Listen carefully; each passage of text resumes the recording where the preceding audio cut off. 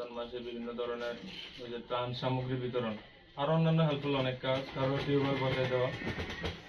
তো এগুলোর দ্বারা কি হয়েছে, আমি বুঝতে পারছি যে অন্তত পক্ষে আমি এই সমাজ, গ্রাম, পার্শ্ববর্তী এলাকা সহ সকলের কাছে অনেকটা পছন্দের একজন মানুষ হয়ে গেছি, শুধুমাত্র আমাদের এই সংগঠনের কাজ করার কারণে।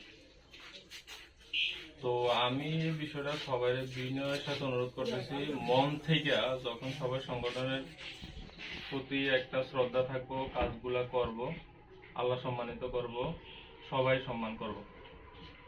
তো এখানে যারা আছে, আমি বেশি কথা বলতে পারতেছি না অনেকদিন পর হওয়ার কারণে, এটাই আমি চাই যে সবাই ঐক্যবদ্ধভাবে কাজ করলে আমি আবারও আগের মতো সবাই সাপোর্ট দিব, যেভাবে স্নেহ করছি সবাইকে করব।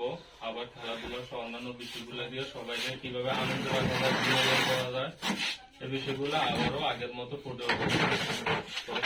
তো আমার এটাই অনুরোধ, সবাই মন থেকে আমরা সবাই যদি কাজের প্রতি আগ্রহ হই, আল্লাহ সবাইকে সম্মানিত করবো। আর আমাদের সংগঠনটা কিন্তু এইরকম যে ডানে বামে যে আসতেছে কারোর কোনো খারাপ উদ্দেশ্য নেই, সামনের দিক দিয়েও যে আসবো, পিছনের দিক দিয়েও ডানে বামে যে আছে কারোর কোনো খারাপ উদ্দেশ্য নেই, ভালো কাজের জন্য।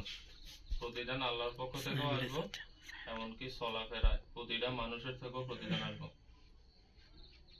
তো এইটাই আমার সর্বোপরি এটাই কথা, আমরা ঐক্যবদ্ধভাবে আবারও কাজ করব। আর আমি সর্বোচ্চ সবার খোঁজ খবর নেব, কিভাবে আগের মতো সবগুলো বিনোদন, আমাদের সামাজিক কাজগুলো এখানে নেওয়া যায়, আমি প্ল্যান করব।